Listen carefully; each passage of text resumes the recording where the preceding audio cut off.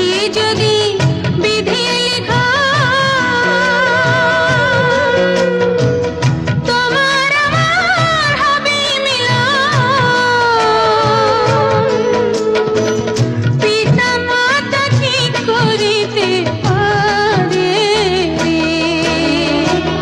কথা দিলাম গো সখী এ দুটি হাত ধরে, তোমার আমার মিলন হবে এভাবের পারে।